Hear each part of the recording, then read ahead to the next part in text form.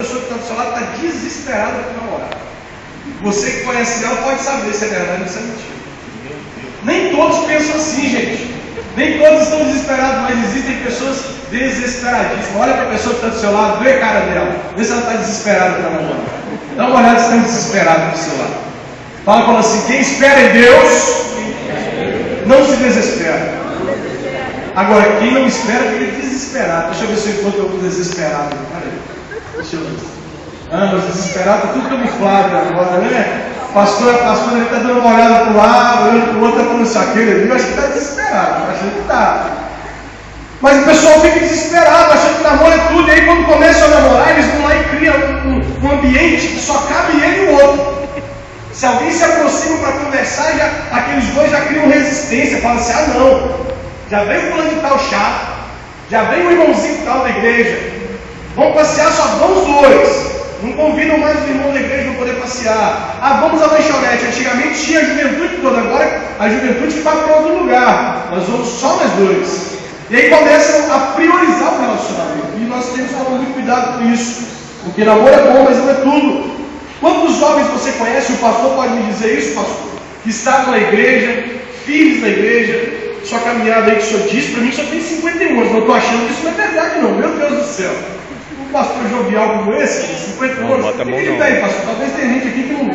Olha aí, 51 anos. Eu falei que esse cara tinha uns 35 anos. Tá brincadeira comigo. Pode sentar, pastor.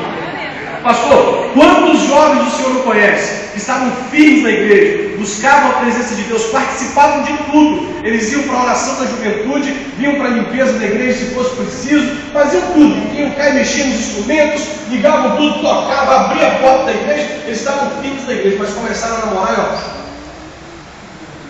Quantas pessoas você não conhece? Deus falou comigo que existem jovens que lutam tanto por um namoro que perdem tudo à sua volta.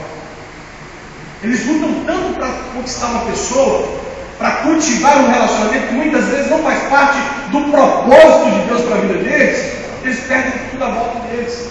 E aí veja bem, eles lutaram tanto para manter o namoro que perderam tudo à sua volta, inclusive o namoro. E hoje estão perdidos no mundo, sofrendo sozinhos, distantes dos amigos e de Deus. Você sabia que o grande plano do diabo, vou te revelar agora aqui, o grande plano do capeta para a sua vida, a grande proposta do diabo para a sua vida, para a vida dos jovens. Olha a cartada dele. O que ele quer fazer? Ele dá alguns relacionamentos para algumas pessoas, faz com que essas pessoas acostumem com esse relacionamento, se acostumem com ele, faz com que essas pessoas priorizem esse relacionamento e faz com que essas pessoas se afastem da zona de proteção delas. Sabe por quê? Porque quando eu priorizo aquele relacionamento, eu começo a me afastar de algumas coisas para dar prioridade àquilo. E aí aquele rapaz é prioridade para mim, a igreja não é mais prioridade. A palavra do meu pastor já não é mais prioridade. A palavra dos meus pais não é mais prioridade. Então eu vou me afastando da minha zona de proteção. O que aconteceu com o filho pródigo? O filho pródigo pegou a herança dele e foi se afastando da zona de proteção. O pai não podia ir lá e falar com ele: não, filho, para de comer essa comida aí de porcos, porque eu tenho um banquete para você lá em casa. Ele não podia fazer isso porque o filho estava distante do pai.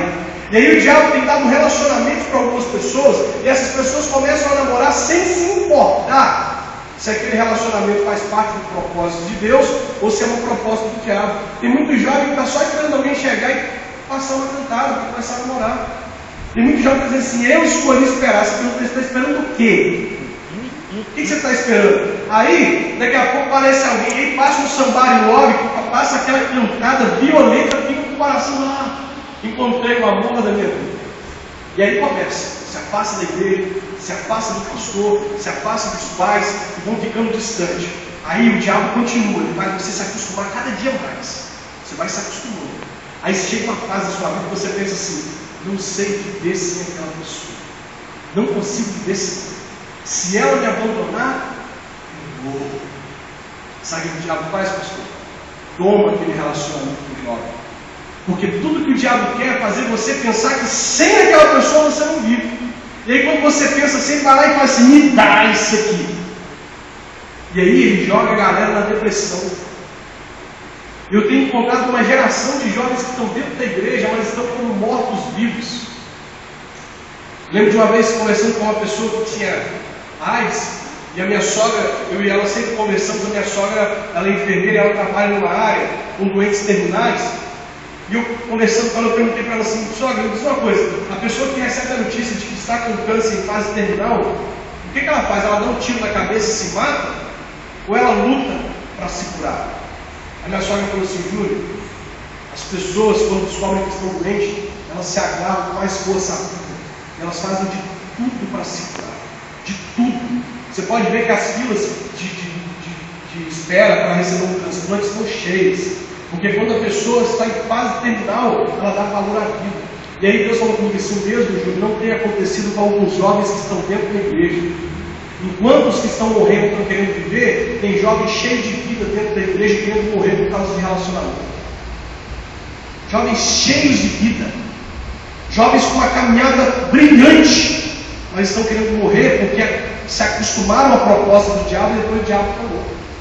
Tem muitos jovens assim na igreja. Passa aí para a segunda folha, olha, o nosso inimigo nunca vai nos dar algo sem a intenção de pegar de volta. A estratégia dele é dar, deixar você se apegar e tomar, jogando você uma depressão profunda. Por isso, para você evitar decepções, mais porque talvez tenha pessoas aqui muito decepcionadas com sua vida sentimental, eu não preciso ser profeta para dizer isso, tá? Eu não preciso ser profeta para achar que tem gente aqui dentro aqui que está decepcionada com a vida sentimental, não. Para você evitar decepções ou mais decepções, você precisa ter as prioridades certas. Você precisa entender que namoro não é tudo. Você precisa entender que existem relacionamentos mais importantes que o namoro. E o primeiro relacionamento mais importante que o namoro é o seu relacionamento com Deus. Como está a sua vida com Deus? Você está em um relacionamento sério com Deus? Você tem buscado o Senhor? Você tem ido para a presença do Senhor? Deus me disse uma frase, está aí na apostila, que se a minha geração evangelizasse, se a minha geração buscasse tanto as almas quanto busca o namoro, talvez nós já teríamos sido arrebatados. Talvez a gente já está lá no céu, todo mundo. Isso é bíblico, a Bíblia fala que quando o Evangelho for pregado nos 4 cantos, aí é ruim. É por aí, depois que isso acontecer. Gente, se a gente evangelizasse tudo que a gente busca no relacionamento, talvez a igreja tinha sido arrebatada. Talvez está todo mundo lá na glória. Tem gente preocupada demais. E aí tem gente que fica assim, tem gente com 13, 14, 15 anos, assim, Deus, não deixa Jesus voltar agora não, porque eu ainda não namorei. Meu Deus, deixa Jesus voltar, rapaz, que em vez de você namorar, você vai estar lá olhando para a face do mestre. Tudo que eu quero é chegar no céu e dar uma olhada para Jesus e falar assim, valeu a pena. Eu não me importo. Quando a Isabela estava para nascer, eu comecei a viajar muito, minha filha, quando ela estava para nascer, eu comecei a viajar muito e vinha aquela preocupação, será que eu vou ver minha filha nascer? Passava perto de carros partidos na estrada, de vez em quando passava um carro pertinho da janela do ônibus, e eu ficava apavorado, porque eu falava, meu Deus, será que eu vou viver para ver Isabela nascer? Aí Deus falou comigo assim, Júlio, não preocupa não, se você não ver ela nascer, você vai me ver. Fechou. Beleza, eu quero ver o Senhor eu quero mais ver o Senhor. Depois que a Isabela nasce, que ela seja feliz para lá, mas o importante é eu ver o Senhor. É o que importa para mim. Como está a sua vida com Deus? Você está em um relacionamento sério com Deus? Você tem buscado a Deus tanto quanto você tem buscado um relacionamento? Ou você tem buscado alguém para estar do seu lado muito mais do que você tem buscado a presença do Senhor? A Bíblia diz em Lucas capítulo 10, verso 27 o seguinte: o homem respondeu, ame o Senhor seu Deus com todo o coração, com toda a alma, com todas as forças, com toda a mente, e ame o seu próximo como você ama a você mesmo. A prioridade é amar o próximo como a gente ama nós mesmos, não é isso que a Bíblia está dizendo? É isso que o texto está dizendo? O texto está dizendo que eu tenho que amar quem? A Deus sobre todas as coisas, e o próximo? Como eu amo a mim? Mesmo. Eu tenho encontrado gente que tem invertido essa ordem. E eu quero te dar um conselho: cuidado com o trono do seu coração. Cuidado com quem tem ocupado o trono do seu coração. Algumas vezes nós cedemos o lugar que é de Deus na nossa vida para outras pessoas. Às vezes nós cedemos o lugar de Deus para o meu pai, para a mãe, para o irmão, para o namorado, para uma namorada.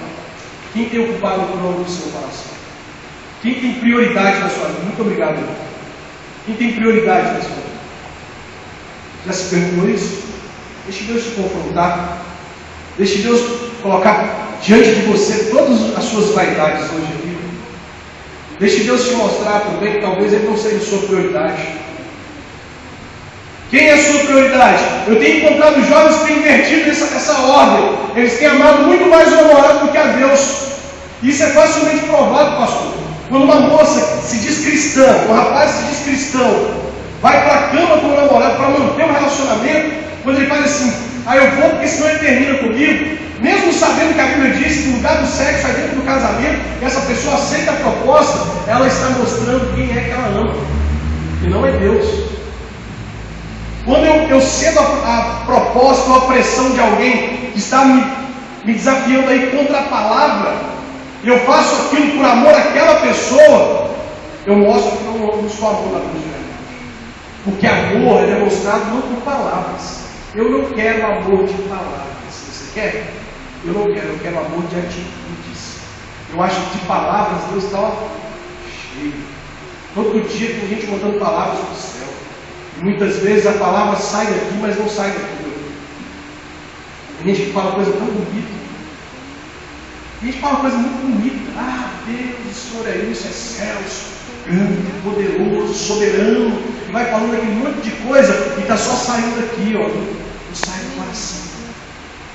Hoje, enquanto eu me preparava para vir para este lugar, eu fui confrontado com Deus. Deus confrontou a minha vaidade.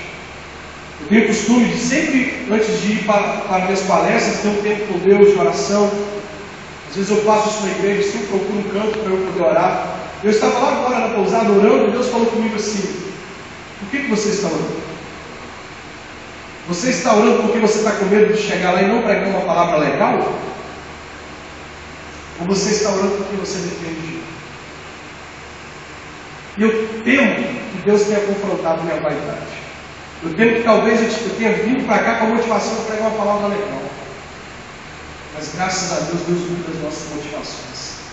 Deus mandou me aqui para confrontar você, para te dizer que talvez Ele não seja a prioridade da sua vida. Talvez Ele não esteja no trono do seu coração. Talvez existam coisas mais importantes na sua vida que Deus. O que você troca pelo seu tempo com Deus? O Facebook. Você tem ido mais ao Facebook do que para a presença de Deus? Você tem ido mais ao Twitter do que para a presença de Deus? Você tem ido mais se relacionar com seus amigos do que se relacionar com Deus? Qual é a sua prioridade? Nós precisamos estar em um relacionamento sério com Deus. Isaías capítulo 55, verso 6 diz assim: buscai ao Senhor enquanto se pode achar, invocai-o enquanto está perto. Esse texto me leva a entender que o dia de buscar o Senhor é agora. O dia de ter um relacionamento com Deus é agora. Eu não posso adiar isso para a próxima hora. Eu não posso adiar isso para a noite. Eu não posso adiar isso para o dia seguinte. Eu não posso adiar isso para o mês seguinte. O dia de eu ter um relacionamento sério com Deus é agora. Se eu não for buscar o Senhor hoje, provavelmente eu não vou buscar amanhã. Quando Deus coloca no nosso coração o desejo de orar, de buscar a presença dEle, significa que é naquela hora que a gente deve orar. E não importa o lugar onde a gente esteja. Eu lembro que quando me converti, meu primeiro ministério na igreja foi um ministério chamado Ministério Underground. O que esse ministério era? Eu ia resgatar as pessoas que estavam no mundo comigo. Era um ministério com roqueiros. E aí eu ia para os shows de rock para evangelizar até certo tempo. Uma vez eu estava dentro daquele show, Deus falou comigo assim: Júlio, vai para o banheiro. Eu cheguei no banheiro todo emporcalhado, todo sujo. Deus falou assim: se ajoelha aí e ora por essas pessoas. Eu me ajoelhei dentro daquele banheiro e orava por essas pessoas. Tem pessoas que Deus coloca o desejo no coração delas de orar, mas elas estão tão ocupadas que elas falam: daqui a pouco Deus, eu vou orar. Elas estão tão ocupadas que elas falam: Deus, eu tenho uma outra coisa importante aqui, daqui a pouco a gente conversa. Nós precisamos ter um relacionamento sério com Deus. Nós precisamos buscar o Senhor enquanto Ele está perto, enquanto nós podemos achá-lo. Isso me dá a entender que haverá um momento que eu não vou poder mais achar o Senhor. Haverá um momento que eu vou querer achar Deus e não vou poder achar. Segundo relacionamento mais sério que um relacionamento sério, a Bíblia. Quantos aqui estão com a Bíblia? Levanta a Bíblia aí para eu poder ver. Fica com a Bíblia levantada para eu poder ver. Glória a Deus por isso. Muita gente falou.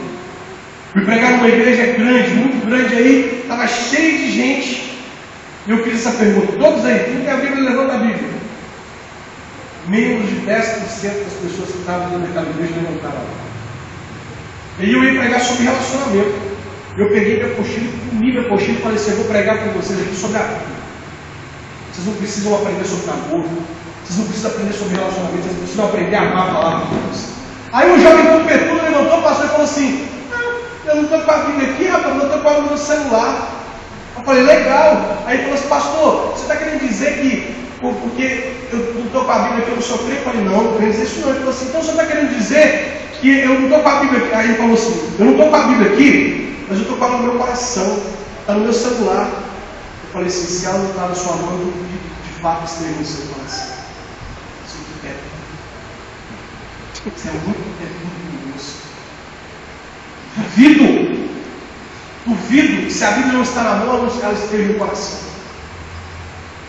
Eu e o Michel, nós temos o carrinho de bebê, né? Carrinho de bebê, para quem teve criança, ele sabe que é transporte público, né? Tudo que você tem, você joga lá dentro, tem um espacinho embaixo para colocar bagulho. Aí a gente vai fazer compra, fez compra, pega a compra e coloca lá dentro do negócio do carrinho de bebê. Foi para um lugar, está voltando com coisa para casa, coloca lá. Aí outro dia eu estou indo para a igreja com a Michelle, ela na maior das boas intenções, eu com a Bíblia aqui debaixo do braço, a Bíblia maior que essa um pouquinho, ela fala comigo assim: Júlio, coloca a Bíblia dentro do carrinho de bebê. Eu falei: eu? De jeito nenhum. Bíblia é identidade. Vai aqui, ó. Vai aqui do lado. Eu quero que as pessoas olhem para mim e falem assim: ali está indo um servo de Deus. Ali está indo um jovem que tem isso. Então deixa ali a Bíblia. Quietinho. Hoje, cada dia que passa, as pessoas estão inventando Bíblia menores. Teve um cara aí com a Bíblia do Dr. Chite, cadê ele? Você, levanta a Bíblia aí, Barão.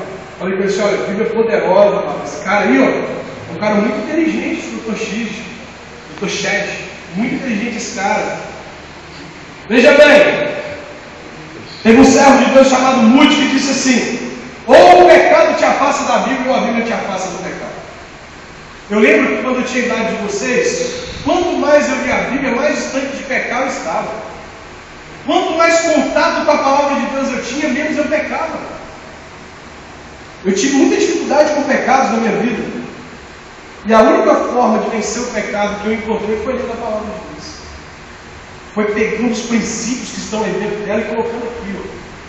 Mas mais do que colocar aqui, eu ando com ela para onde eu vou. Olha o que o texto do Salmo 119, verso 9 diz: como que purificará o jovem do seu caminho? O que diz? Ou seja, eu não posso ter um caminho puro se eu não observar a palavra do Senhor.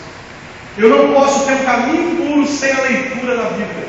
É impossível eu conseguir ter pureza na minha vida sem ter contato com aquilo que é puro. Se a Bíblia é fonte de pureza, eu preciso ter contato com a Bíblia, eu preciso ler, eu preciso meditar.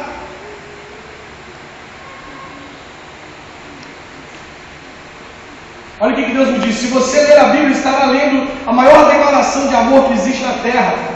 A Bíblia é Deus revelando o seu amor ao homem. Se eu tenho o amor de Deus, não preciso mendigar o amor de ninguém. A pessoa cheia do amor de Deus não fica por aí na esquina esperando alguém passar para poder namorar, não. Uma pessoa cheia de amor de Deus, ela rejeita propostas para namoro. E muitas propostas. Porque elas não estão esperando uma proposta, elas estão esperando um propósito. Amém? Amém? Amém. Então tem gente aí que está desesperado, mas os servos de Deus, aqueles que leem a maior declaração de amor de Deus ao homem, já receberam o maior amor que pode existir. Eles não ficam desesperados para namorar, eles não ficam desesperados por uma proposta, eles sabem que para tudo Deus tem um tempo.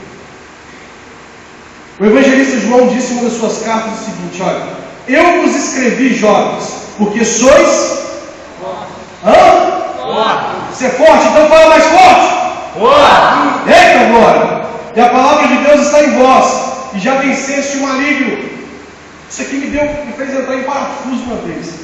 Eu fiquei muito doido com essa palavra. Porque a Bíblia está dizendo que os jovens são o quê? Forte. A Bíblia está dizendo que os jovens são fortes. e que eles já venceram uma vida. E aí, quando eu liderava a juventude na igreja local, eu encontrava um monte de jovem capengando na fé, um monte de jovem que caía direto no pecado, toda hora chegava para mim confessando o mesmo pecado. Eu falei, Deus, mas cadê a força desses jovens? O Senhor não diz na sua palavra que eles são fortes? Aí eu peguei esse versículo e comecei a ler. Meu Deus, me mostra onde está o negócio. Onde está o erro desse negócio? Quando isso, o erro está no fato de que a Bíblia não está neles. Se eles lessem a Bíblia, seriam fortes. Mas eles não leem a Bíblia. Eles leem a revista Capricho, eles leem o blog da fulaninha, da cicraninha, mas eles não leem a minha palavra. Eles não têm contato com a minha palavra. Eles preferem ler um livro de Paulo Coelho, preferem ler um livro de não sei quem mais lá, quem existe aí, porque eu só conheço autor que edifica a minha vida. Só autor que edifica a minha vida. Não perco tempo hoje. Hoje eu estava vendo uns pastores amigos meus que seguem a Ronaldinho Gaúcho, que seguem os cantores lá do mundo. Eu perguntei assim, por que esses caras são edificados por esse cara?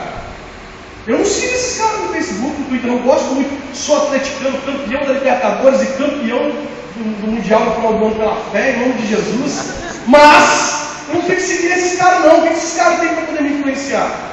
Se o cara tiver Jesus no coração deles, eu sigo, por exemplo, o Fábio, goleiro do Cruzeiro, goleiro do time que é contra o meu time. Eu sigo o cara, porque o cara tem Jesus na vida dele.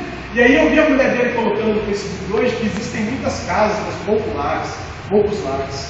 Muitas casas, lugar dos outros morar, mas lares, famílias, existem poucas. Olha que coisa linda. Ele ficou, falou comigo, agora eu segui o Ronaldinho. Hoje eu fiquei sabendo que meus amigos seguem o Ronaldinho porque alguém retweetou. Sabe quem retweetou? O Twitter tem uns negócios lá que eles compram a conta do jogador para poder fazer propaganda, né? Aí o Ronaldinho fala uma coisa maior, sem nexo, aí vem o site que contratou, por baixo vem o link. Aí eu estou vendo assim, esse cara retweetou essa coisa mais simbólica aí. Aí eu descobri que o cara seguiu, meu Deus, eu estou querendo seguir quem me edifica, eu estou querendo seguir quem me acrescenta, eu estou querendo seguir quem aumenta a minha fé.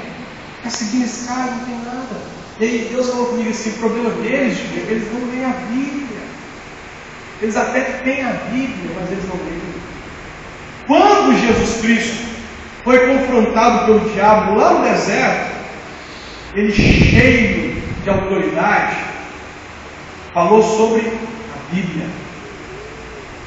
O diabo confrontou Jesus, e Jesus não falou assim, assim diz pastor Júlio Meirelles, assim diz pastor Lucinho Barreto, assim diz Nelson Júnior. Jesus disse assim, assim diz a palavra de Deus. Estava cheio da Bíblia. Você só vai conseguir vencer o pecado no dia que você estiver cheio da Bíblia. O dia que a cultura do reino entrar para dentro do seu coração. Por isso, antes de você ter um relacionamento sério com alguém, tenha um relacionamento sério com a Bíblia. Número 3, um relacionamento sério com a igreja. Aliás, um relacionamento sério com seus pais. Eu estava falando hoje com a Carla Malo que pai e pastor, o dia que você for pai, ou o dia que você for pastor, você vai entender isso. Possui a visão de Tandera. Alguém assistiu Thundercat aqui? Assistiu Thundercat. Eu prego em cima da Thundercat também. Vou comprar aquela camisa do Lion, assim que tem que leão. Vou pregar em cima disso. Pai e pastor tem a visão de Tandera. A visão de Tandera, pastor, é uma visão além do alcance. Geralmente seu pai e seu pastor descobrem os seus amigos maus primeiro que você. Primeiro que você. Descobre os amigos que não prestam. Aquele rapaz lá vai te levar para o mau caminho. Lembra quando seu pai falou com você sobre aquela pessoa assim, ó, não anda com essa pessoa não, porque aquilo se mistura com o corpo, farelo como. E aí você fala assim, que isso, pai? Ele é meu brother, ele é fera, é legal. Que isso, mãe? É minha amiga. É minha colegona, ó, nunca vai me levar para um caminho mau, não. Aí depois você tem que voltar para o seu pai e falar assim, pai, você estava certo. E aí se eu fosse seu pai, eu usava meu bracinho, olhava para você, dava uma gargalhada e falava assim, bem que eu te avisei. Se você ouvir o seu pai, você vai evitar muitos problemas na sua vida. Sabe por quê? Olha o que a Bíblia diz aqui, em Colossenses capítulo 3, verso 20. Vós, filhos, obedecei em quase tudo a vossos pais. É isso? Obedecer mais ou menos? Não. A Bíblia está dizendo que eu devo obedecer em tudo, porque isso é agradável ao Senhor. A Bíblia diz que eu tenho que obedecer aos meus pais em tudo. Em tudo. Eu tenho que ser obediente. Eu preciso tomar cuidado, porque os meus pais conseguem ver coisas que eu não vejo. Eles conseguem observar coisas das pessoas que muitas vezes eu não vejo. E se eu ouvi-los, se eu entender que eles estão querendo o meu bem, eu vou evitar problemas na minha vida. Quantas e quantas vezes eu poderia ter evitado muita coisa ruim para mim se eu tivesse ouvido a minha mãe? Se eu tivesse, sabe aquele sentimento? Se, gente, essa palavra é muito ruim, né? É muito ruim quando a gente encontra com o erro da gente, quando você se encontra com a sua falha, você pensa assim, se já foi, não tem jeito de voltar atrás. Mas se eu tivesse ouvido a minha mãe, teria evitado tudo. E aí pode ser que essa mensagem para você hoje seja um alerta de Deus para você não estar aqui amanhã dizendo assim, se. Você pode dizer assim, eu ouvi o conselho da minha mãe e evitei problemas na minha vida. Amém? Amém? Amém. Quarto relacionamento mais sério que o relacionamento sério. Relacionamento sério com a igreja. Catitu fora da manada é papai de onça. Teve um vídeo que colocaram no YouTube, do National Geographic, de um leão que se afastou da manada, e aí veio um monte de búfalo para cima dele, detonou com o leão, jogou o leão alto. Aquilo não acontece não, cara. Realmente é a leãozada que cai para cima do búfalo e devora o búfalo. Mas ali não, o leão deu mole, se afastou da manada e os búfalos detonaram com ele. E aí Deus falou comigo, Catitu fora da manada, é papai de onça, não se afaste da igreja, não saia da presença do Senhor, não saia da sua zona de proteção. Não sai do lugar onde, olha, os seus líderes, os seus pais, os seus amigos estão aí para poder te acolher, para poder te proteger, para evitar que você caia. Hebreus, capítulo 10, verso 25 diz: não abandonemos, como alguns estão fazendo, o costume de assistir às nossas reuniões. Pelo contrário, animemos uns aos outros, e ainda mais agora que vocês veem que o dia está chegando. Olha que coisa linda que a Bíblia está dizendo. Que dentro da igreja nós temos que animar uns aos outros. E é aqui dentro que quando você chega com o coração partido por alguém, você encontra uma outra pessoa para te abraçar, para te aconselhar, para dizer para você que coisas boas estão por vir. Lá fora, sabe como é que eles vão falar com você? O dia que você chegar para um amigo do mundo e falar assim, olha, meu namoro deu errado, estou triste, a pessoa vai falar com você, faz a fila andar que as coisas melhoram. E aí você vai fazendo a fila andar, e a fila anda na proporção que o capeta empurra, sabe disso? A fila das pessoas, eu vou fazer a fila andar, vou namorar o próximo, a Bíblia diz que eu tenho que amar o próximo, então o próximo, venha.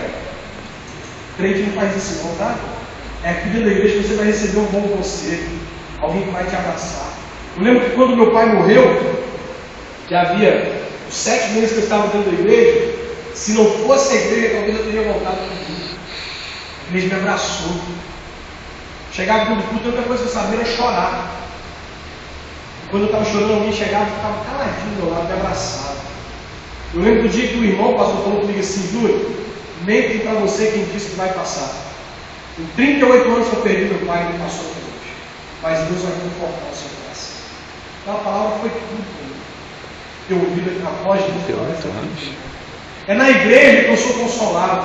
É na igreja que eu sou protegido. É na igreja que eu recebo a paz que vem de Deus, que excede todo entendimento. É na igreja que meu coração pode ser restaurado. É aqui que eu encontro pessoas que querem meu bem. Por isso eu não posso me afastar daqui. Eu não posso me dar o luxo de, porque terminei um namoro, porque o namoro não deu certo, procurar outras coisas. Eu não posso deixar de amar a igreja por causa de ninguém. E aí tem um problema. Tem muito jovem que está namorando gente que não faz parte da igreja. Isso é um problema seríssimo. Porque daqui do altar é que surgem princípios que mudam, restauram vidas e que limitam vidas. É daqui do altar que surgem princípios que fazem você evitar de pecar e se dar mal, porque o salário do pecado é a morte. Eu te garanto que se alguém está aqui agora, está me ouvindo, e por algum motivo está com alguma situação de pecado na vida dela, alguma área da vida dessa pessoa está morrendo. Porque a palavra de Deus diz.